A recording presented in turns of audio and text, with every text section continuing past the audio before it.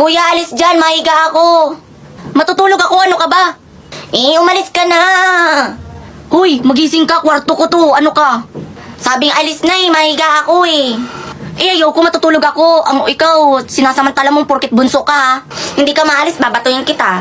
Sige, subukan mo pag ako natamaan yan. Rico, hindi ka pa talaga maalis, babatuin ulit kita. Sige, pag ako ulit natamaan yan, kanta mo. Aray, ako nang gigigil na ako sa'yo ha. Mama!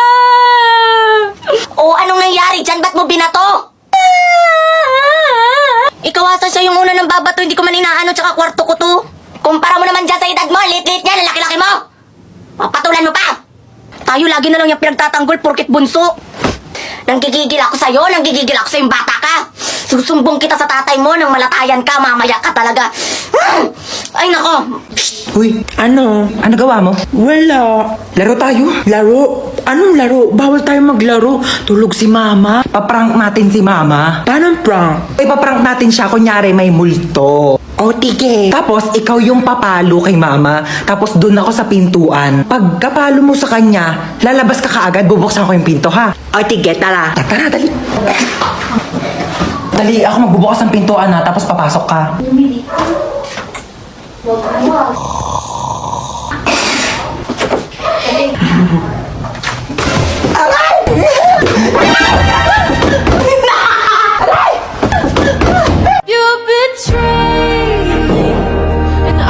Uy, Baki Kong, ex mo, si Baki Kang.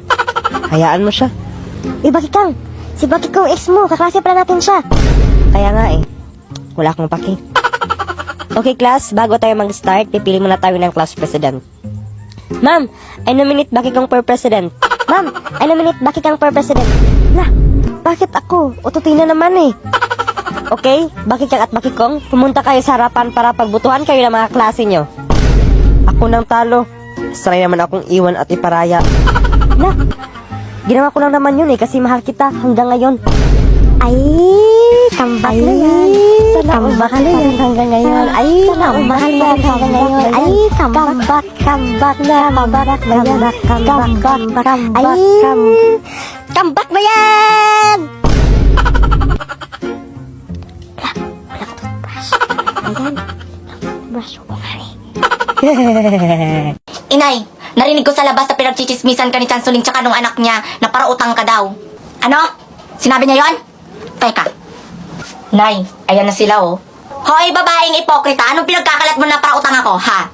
Akala mo hindi ko malalaman yung mga pinagsasabi mo sa akin na parautang ako? Sinama mo pa yung anak mo, mga chismosa kayo? Parautang ka naman talaga. Wow ha? Ikaw nga, inuulam mo pa yung mga tira-tira namin. Isang beses lang yon at hindi na ako kakain ng pagkaing baboy. Talaga, Suling, fuck you. Tigilan mo na nga yung mama ko, Aling Angie. Kita mong umiiyak na nga talaga, yun na yung umiiyak? Ay naku, nayaya mo na yung mga papansin lang yan. Talagang papansin. Ito pala para sa'yo. Aray! Ba't ka nang babato, ha? Ako na nga yung binato mo Dapat lang yan sa'yo. Okay, class. Aalis muna ako saglit. Then, ikaw, Ana Marie, maglista ka ng maingay, ha? Okay? Okay, ma'am. Understand. Bye! Sa akin na naman yung corona. Shh! Siya na naman pinaglista. Akala mo kung sino magaling. Shh! May sinasabi ka, ha? Sige.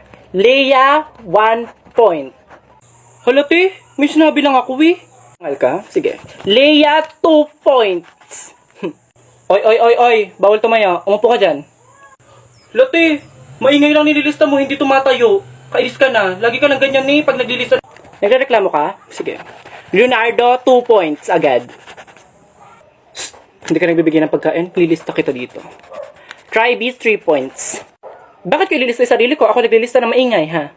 Maingay ako? Pakialam ko. Sige, 5 points ka, Bel. Buisit ka. Sino pang aangal dyan? Sino pa? Magsalita lang. Hoy, Kiray! Matulog ka na! Opo, inay. Pangit-pangit mo pa. Pag ako nagkaroon ng jowang gwapo, huyo ka sa akin, inay.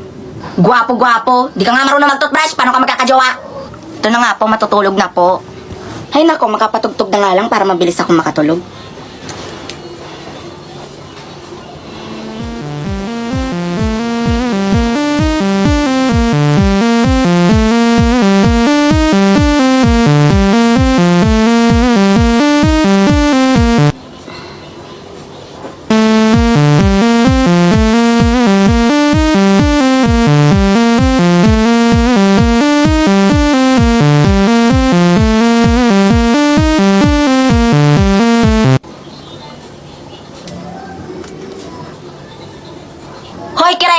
nangyari sa'yo? Tayo nag-i-imagine na nga lang yung tao, sisirain pa ni ina. Hello, kamusta? Magandang buhay, Marites. Gusto ko lamang i-flex ang aking bagong cellphone. Oo, may bago akong cellphone at ito ay ang Camon 17 Pro. Nasasabi nga na ang cellphone na ito ay hindi papatalo pagdating sa photo shooting and video making. Kaya susubukan ni Aling Marites with adventure. Ayun na nga, matapos ng kami nayari sa hardin, kami ay pumunta sa bukid para manghuli ng palaka. Nailibot na namin ang buong bukirin kaya kami nakahuli na ng maraming palaka. Kaya kami nauwi na at para mag-picture taking kasama ng mga palaka. Sa bukid pa lang ay napatutuhanan na maganda talaga ang camera ng Camon 17 Pro pero hindi pa rin nakaligtas ng palaka para ito ay aming iluto at kainin. Kaya ayun na nga, ito na ay aking niluto. Aling Marites, go go go Marites, go go go! Si Aling Marites ay di takot sa palaka, ngunit takot sa tumatalsik na kumukulong mantika. Hindi ko na alam kung ano ang sasabihin, basta ang alam ko masarap ang palaka at maganda ang camera ng Camon 17 Pro ng Tecno Mobile PH. At sa wakas ay natapos na nga ang pagpipirito ng palaka. At syempre bago kainin ng mga palaka ay sinelfie muna ni Aling Marites kasama ang Camon 17 Pro. Chloe! Hala ka, lagot ka, nag-iyak si Jessica. Sinapak mo daw may pasa dito. Eh siya kaya ang nauuna. Kahit ako ang nauna, dapat hindi mo pa rin ako sinapak. Tignan mo, may pasa ako. Kawasa ka, sinabihan mo kung may putok. Hala ka, Chloe, andyan na pati yung mama ni Jessica. Lagot ka. Lagot ka sa mama ko. Humanda ka. Sino dito si Chloe? Ako po. Ikaw? Opo. Pagpasensyahan mo na yung anak ko, ha. Hindi okay lang naman po sa akin, tita, eh. Kaso, sinabihan niya akong may putok po, eh. Ako nang bahala dito. Inay, ako na po yung may pasa, eh. Kulang pa yan. Dapat nga binugbog yung mukha mo, eh. Nagigigil ako sa'yo, ha. Sa susunod, Chloe, ha, kapag inasar ka nito, bugbugin mo yung mukha, yung tipo mong hiram siya ng mukha sa aso. Halika dito. Tayo naman kasi, parang hindi niyo ako anak. Alam mo, hindi masakit yung pinagpasasabi mo sa akin. Napatay gutom ako. Bakit? Di ba yung sa masakit? Eh, ikaw nga, inuulim mo yung kalapati. Sabi na tara, Juwela, kung huli natin yung kalapati, kuhain natin. O siya yun sa pagsabihan mo. Siya pala ninisin, hati nga kami sa pagkain, hindi niya siya bumili, hindi niya na lang hingiin, para hindi siya magsasabi. Bakit? Makikisali ka dito, hindi ka na magsasali? Oh, bakit? Tutwala ng pisa ko, iyak na nga, di ba? Dati huwag mo na iyak na nga. Bakit? Bakit din? Umalis ka na. Aalis ako, hindi naman ako dito eh. Bobo ko pala eh. Ba't ka namamangga? Ito rin doon kayo, ingay-ingay nyo. Hoy! Kamusta? Aking nagbabalik, Aling Marites ang chismosan niyong kapitbahay. Wala mo ng chismis, ito'y katotohanan lamang. Mahalaga ang bawat isang boto at ito'y kinakailangan. Mahalaga ang pagboto upang makapili tayo ng mga leader na mamamahala ng tapat at may paninindigan. At kung alam mo yan, ito naman ang mga katangian ng mga leader na dapat mong iboto.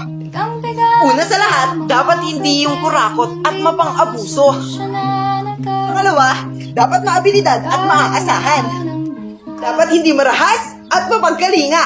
At dapat yung marunong makinig sa daing ng taong bayan.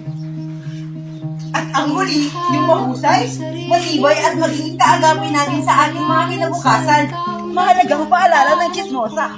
Ang pagboto ay hindi sinasawalang bahala lamang. Pag-isipang mabuti, kumilatis ng matindi para ang bansa ay hindi maging dirty. Vote wisely, Marites! Umaga kay aga sa pagising ng umaga. Ano daw? Pagkamulat ng aking mga mata ay may nakita kong muta kaya dali-dali ako tumayo at pinatay sindi ang ilaw. Oo nga pala, kami ay magja-jogging. Kaya naman kami dali-dali na pumunta sa aming pagja-joggingan. At syempre para mag-transform sa Jogging Marites! Yan, tigidig. Isa sa mga highlights ng video ito ay ang mag-photoshoot kasama ang Camon 17B. Ayan na. 1, 2, 3, pose! 1, 2, 3, pose! O diba, gandang-ganda kayo sa kameraan mo. Sa aking kabiliwan, ako ay tumambling. At tumakbo parang assassin. Inakyat ang tuktok ng bundok para mag-picture taking sa mahiwagang tulay ni Marites. Charot! Et bulaga, nagulat ba kayo? Malamang hindi, di ba late nga? At parang pala kang umuwi ang Marites nyo. Gayon pa man kami nakauwi na, kaya abangan ang mga susunod na kabanata sa paglalakbay na Aling Marites hanggang sa muli!